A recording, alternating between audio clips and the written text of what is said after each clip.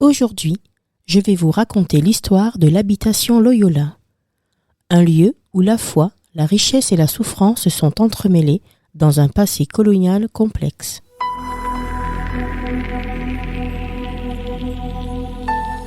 En 1668, dans la région de Remire-Montjoly, un groupe de jésuites s'installe sur des terres fertiles, acquises auprès des autorités coloniales. Leur objectif est double: établir une base pour leur mission d'évangélisation et générer des ressources économiques pour financer leur activité religieuse.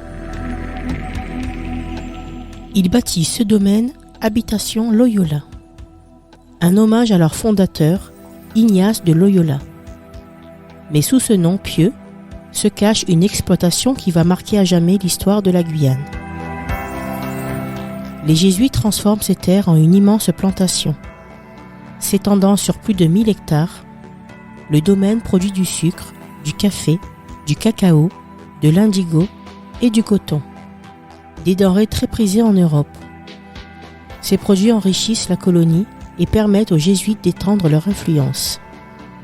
À première vue, tout semble harmonieux, mais la réalité de l'habitation Loyola est bien différente.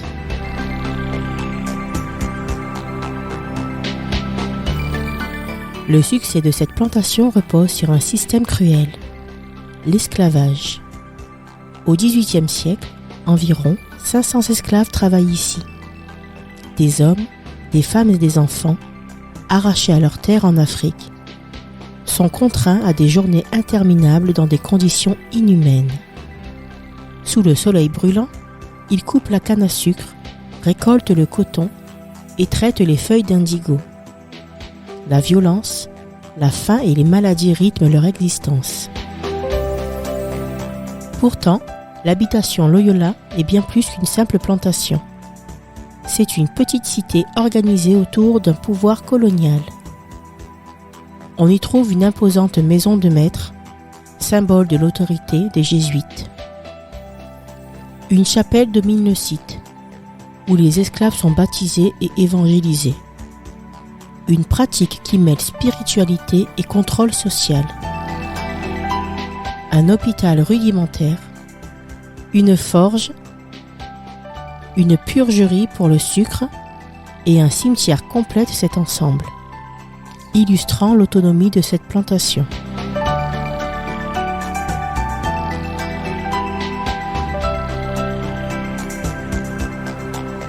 Malgré cette organisation, des actes de résistance ponctuent l'histoire de Loyola. Les esclaves chantent des mélodies qui rappellent leurs racines et leurs espoirs. Certains fuient dans les forêts environnantes, rejoignant des communes marronnes, ces groupes formés par d'anciens esclaves. Mais le destin de l'habitation Loyola bascule en 1764. Cette année-là, le roi Louis XV, méfiant envers l'influence grandissante des jésuites, décide de supprimer leur ordre. Tous leurs biens, y compris l'habitation Loyola, sont confisqués.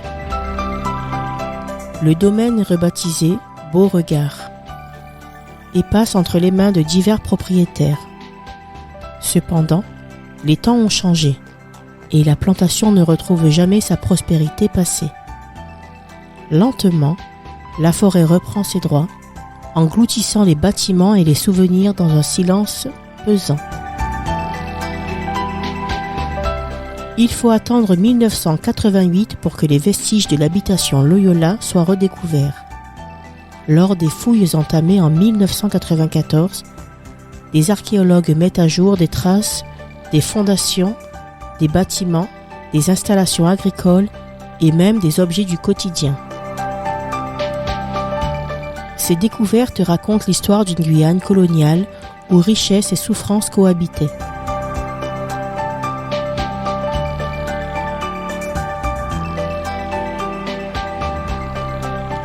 Aujourd'hui, l'habitation Loyola est inscrite à l'inventaire des monuments historiques. Les visiteurs qui arpentent ce site se retrouvent face à une réalité poignante. Les murs effondrés et les pierres usées portent encore la mémoire de ceux qui ont vécu et travaillé. C'est un lieu de réflexion où se mêlent les souvenirs d'un passé prospère pour certains, tragique pour d'autres.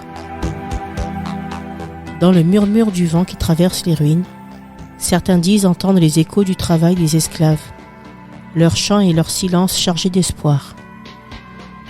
L'habitation Loyola n'est plus une plantation, mais elle demeure un témoin essentiel de l'histoire de la Guyane et de ses luttes. Un lieu où passé et présent se rejoignent pour nous interroger.